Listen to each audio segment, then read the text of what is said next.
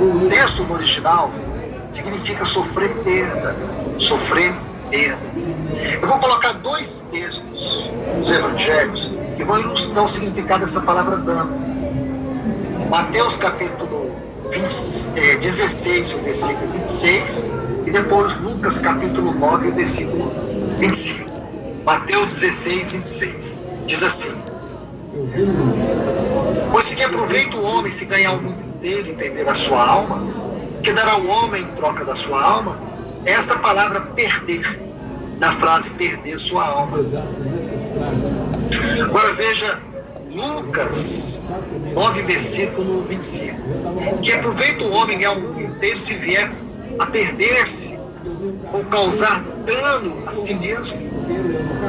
Então nós temos 1 Coríntios capítulo 13, versículo 15, nós temos dois textos que vão mostrar para nós sobre essa palavra dano. Significa perder a alma. Por quê? Porque o assunto do reino tem a ver com a salvação da nossa alma. Nosso espírito é salvo quando cremos. Quando você crê, seu espírito é vivificado. Porém, sua alma, ela é salva num processo. Primeiro nós temos a nossa conversão, que é a vivificação do espírito. Depois nós temos o processo de transformação e de conformação. E nós estamos no processo de transformação, que é a salvação da nossa alma. A alma tem a ver com os nossos afetos, com a nossa mente, com a nossa vontade, com as nossas emoções. Então, perder aqui tem a ver com isso, com esse processo, com esse momento que nós estamos vivendo, com a salvação da nossa alma. Vamos avançar aqui em 1 Coríntios, capítulo 13, versículo 15. Quero te mostrar aqui o contexto. Versículo 10. Observe 1 Coríntios, capítulo 13, versículo 10. Diz assim: segundo a graça de Deus que me foi dada, lancei o fundamento. Esse artigo é muito importante. Como prudente construtor. E outro edifica sobre o fundamento. Agora, observe essa frase. Porém, cada um. Olha essa frase agora. Cada um. Vejam como edifica. Então, essa frase toda, porém, cada um veja como edifica, é muito importante, porque aqui nós vamos separar duas coisas.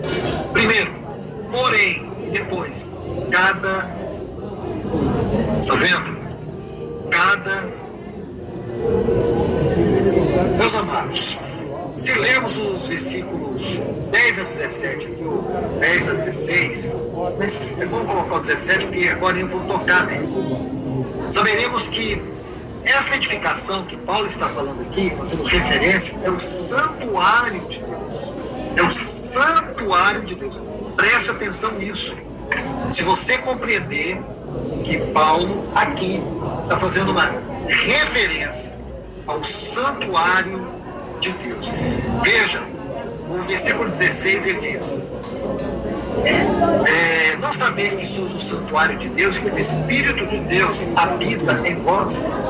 Então, se temos que interpretar um texto dentro do seu contexto, segundo a lei da hermenêutica, a hermenêutica é a ciência da interpretação bíblica. Então, se nós temos que fazer, temos que observar o contexto. A edificação tem que estar ligada a alguma coisa dentro do contexto. Então, você saberá muito bem. Versículo 16, o santuário de Deus. O santuário de Deus, aqui, somos nós. Nós somos o santuário de Deus. Então, preste bastante atenção, porque você vai compreender o que exatamente Paulo está falando aqui. É importante nós salientarmos que aqui Paulo está dando uma ênfase a esse santuário. Veja para o versículo 10 aqui, ele vai dizer, a frase que eu citei, essa frase que eu enfatizei para vocês, porém, essa palavrinha porém indica uma oposição, implica cuidado.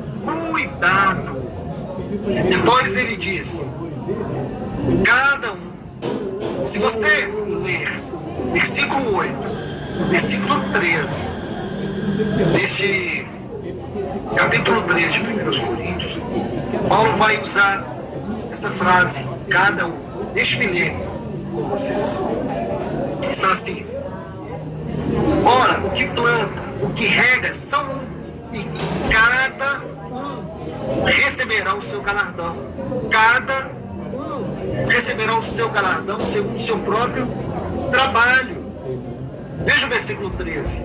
Manifesta se tornará a obra de cada um, pois o dia a demonstrará, porque está sendo revelada pelo fogo. E qual seja a obra de cada um, o próprio fogo, está vendo aí? Provará.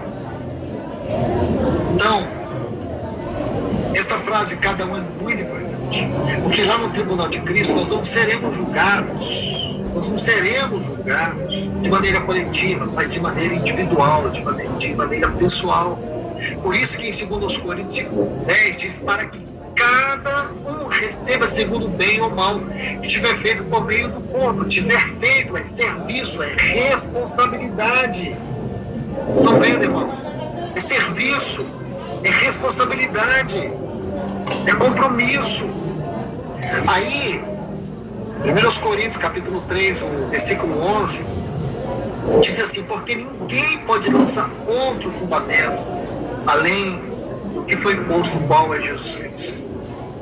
O ensinamento aqui, o nosso Senhor está nos dando, é que ninguém pode lançar outro fundamento. Este outro fundamento tem a ver com elementos que Paulo diz lá no versículo 12, madeira, feno, palha. Madeira, feno e palha. Lá no versículo 12. Esse é um outro fundamento. Ninguém pode lançar madeira, feno e palha. Madeira, natureza humana. Feno fala da glória humana. Palha fala da obra humana. Esses elementos aqui, veja que Paulo enfatiza a questão do fogo.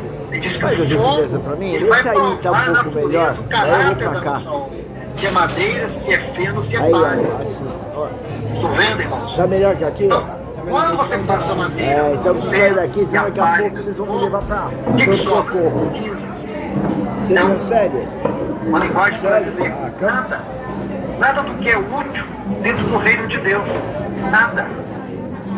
Obrigado. Porque se você olha esse versículo 12, ele diz, contudo que se alguém edifica sobre o fundamento é ouro, prata, pedras preciosas, madeira, ferro e palha. Contudo, observe bem, isso é muito importante, porque o que o texto está dizendo, ele está dizendo assim, alguns usam ouro, ou prata, ou pedras preciosas para construírem alicerces, e outros usam madeira, feno e palha. O Senhor vai julgar, ele vai julgar como por meio do fogo, porque este fogo aqui é o que está lá em Apocalipse, quando o Senhor vai falar que ele tem olhos como chamas de fogo. Está vendo aí, irmãos? Olhos como chamas de fogo. Por quê? Porque tudo que este olhos como chama de fogo contemplar, ele trará a sua própria natureza. Lá em Apocalipse capítulo 19, versículo 22, diz que seus olhos eram como chama de fogo, e ele tinha muitas coroas sobre a sua cabeça. Está vendo? Isso é muito importante, irmãos. Por quê? Porque quando você entende essa exposição do Senhor no livro de Apocalipse, como aquele que tem os cabelos brancos, como aquele que tem os olhos como chamas de fogo, e lá para a igreja de Tiatira vai repetir a mesma coisa. Diz que essas coisas diz o que tem olhos como chamas de fogo, lá no capítulo 2 de Apocalipse, e o versículo 18. Está vendo? Por quê? Porque esses olhos como chamas de fogo, ele vai contemplar as nossas obras, o fundamento delas, sobre qual fundamento nós edificamos, a natureza, as motivações, tudo estará diante dele. Então você sabe que a madeira, feno e palha, esses elementos quando passam pelo fogo se tornam cinza. E é justamente aqui onde muitos vão sofrer dano. Seja fogo, a obra de cada um é o fogo que vai provar. É o fogo que vai dizer se a minha vida diante de Deus é madeira, palha ou feno, ou se ela é ouro, prata, pedras preciosas. Ouro fala da natureza, do caráter, da glória de Deus. Prata fala sobre a natureza da obra de Cristo. Pedras preciosas fala da natureza do trabalho do Espírito Santo. E você